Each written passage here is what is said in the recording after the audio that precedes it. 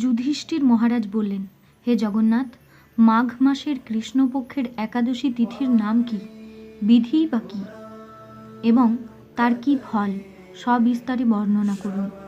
তদুত্তরে ভগবান বললেন, হে রাজন, এই একাদশী ষট তিলা নামে জগতে বিদিত।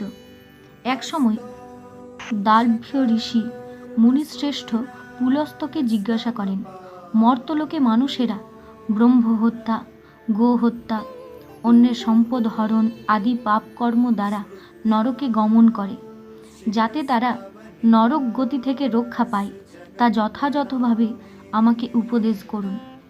অনায়াসে সাধন করা যায় এমন কোনো কাজের মাধ্যমে যদি তাদের এই পাপ থেকে উদ্ধারের কোনো উপায় থাকে তবে তা বলুন। ঋষি পুলস্ত বললেন, হে মহাভাগ, তুমি একটি গোপনীয় উত্তম বিষয়ের প্রশ্ন করেছ। মাঘ মাসে শুচি, জিতেন্দ্রিয়, কাম, ক্রোধ আদি শূন্য হয়ে স্নানের পর সর্বদেবেশ্বর শ্রীকৃষ্ণের পূজা করবে। পূজাতে কোনো বিঘ্ন ঘটলে কৃষ্ণ নাম স্মরণ করবে। রাত্রিতে অর্চনান্তে হোম করবে। তারপর চন্দন ও গুরু, কর্পূর ও শর্করা প্রভৃতি দ্বারা নৈবেদ্য প্রস্তুত করে ভগবানকে নিবেদন করবে। কুষ্মাণ্ড, নারকেল অথবা 100 গুবাক দিয়ে অর্ঘ্য প্রদান করবে।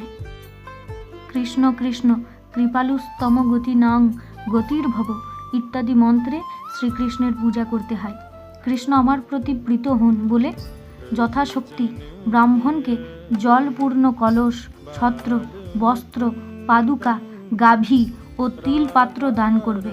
স্নান দান আদি কার্যে কালো তিল অত্যন্ত শুভ। হে দ্বিজোত্তম, ওই প্রদত্ত তিল থেকে পুনরায় যে তিল উৎপন্ন হয় তত বছর ধরে দানকারী স্বর্গলোকে বাস করে। তিল দ্বারা স্নান, তিল শরীরে ধারণ, তিল জলে মিশিয়ে তা দিয়ে তর্পণ, তিল ভোজন এবং তিল দান, এই 6 প্রকার বিধানে সর্বপাপ বিনষ্ট হয়ে থাকে। এই জন্য এই একাদশের নাম ষট তিলা। হে যুধিষ্ঠির, একসময় নারদও এই ষট তিলা একাদশীর ফল ও ইতিহাস সম্পর্কে জানতে চাইলে যে কাহিনী আমি বলেছিলাম তা এখন তোমার কাছে বর্ণনা করছি। পুরাকালে মর্তলোকে এক ব্রাহ্মণী বাস করত। সে প্রত্যহ ব্রত আচরণ ও দেব পূজা পরায়ণা ছিল। উপবাস ক্রমে তার শরীর অত্যন্ত ক্ষীণ হয়ে গিয়েছিল। সেই মহাসতী ব্রাহ্মণী অন্যের কাছ থেকে দ্রব্যাদি গ্রহণ করে দেবতা, ব্রাহ্মণ, কুমারীদের ভক্তি ভরে দান করত, কিন্তু কখনো ভিক্ষুককে ভিক্ষা দান ও ব্রাহ্মণকে অন্ন দান করেনি। এইভাবে বহু বছর অতিক্রান্ত হলো। আমি চিন্তা করলাম, কষ্টসাধ্য বিভিন্ন ব্রত করার ফলে এই ব্রাহ্মণীর শরীরটি শুকিয়ে যাচ্ছে। সে যথাযথভাবে বৈষ্ণবদের অর্চনা করেছে, কিন্তু তাদের পরিতৃপ্তির জন্য কখনো অন্ন দান করেনি। তাই আমি একদিন কাপালিক রূপ ধারণ করে তামার পাত্র হাতে নিয়ে তার কাছে গিয়ে ভিক্ষা প্রার্থনা করলাম। ব্রাহ্মণী বলল, হে ব্রাহ্মণ, তুমি কোথা থেকে এসেছো, কোথায় যাবে তা আমাকে বলো। আমি বললাম, হে সুন্দরী, আমাকে ভিক্ষা দাও। তখন সে ক্রুদ্ধ হয়ে আমার পাত্রে একটি মাটির ঢেলা নিক্ষেপ করল। তারপর আমি সেখান থেকে চলে গেলাম।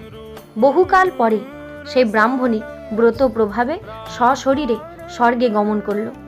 মাটির ঢেলা দানের ফলে একটি মনোরম গৃহ সে প্রাপ্ত হলো। কিন্তু হে নারদ, সেখানে কোনো ধান ও চাল কিছুই ছিল না। গৃহশূন্য দেখে মহাক্রোধে সে আমার কাছে এসে বলল, আমি ব্রত, কৃচ্ছ সাধন ও উপবাসের মাধ্যমে নারায়ণের আরাধনা করেছি। এখন হে জনার্দন, আমার গৃহে কিছুই দেখছি না কেন? হে নারদ, তখন আমি তাকে বললাম, তুমি নিজ গৃহে দরজা বন্ধ করে বসে থাকো। মর্তলোকের মানবী সশরীরে স্বর্গে এসেছে শুনে দেবতাদের পত্নীরা তোমাকে দেখতে আসবে, কিন্তু তুমি দরজা খুলবে না। তুমি তাদের কাছে ষট তিলা ব্রতের পুণ্য ফল প্রার্থনা করবে। যদি তারা সেই ফল প্রদানে রাজি হয় তবেই দরজা খুলবে। এরপর দেবপত্নীরা সেখানে এসে তার দর্শন প্রার্থনা করল। ষট তিলা ব্রতের ফল পেলেই কেবল সে মানবী দর্শন দেবেন জেনে তাদের মধ্যে এক দেব পত্নী তার শর্তিলা ব্রতজনিত পুণ্য ফল তাকে প্রদান করল। তখন সেই ব্রাহ্মণী দিব্যকান্তি বিশিষ্টা হলো এবং তার গৃহ ধনধান্যে ভরে গেল। দ্বার উদ্ঘাটন করলে দেবপত্নীরা তাকে দর্শন করে বিস্মিত হলেন। হে নারদ, অতিরিক্ত বিষয় বাসনা করা উচিত নয়। বিত্ত স্বার্থও অকর্তব্য। নিজ সাধ্যমতো তিল, বস্ত্র ও অন্ন দান করবে।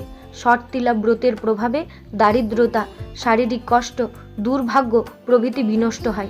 এই বিধি অনুসারে তিল দান করলে মানুষ অনায়াসে সমস্ত পাপ থেকে মুক্ত হয়।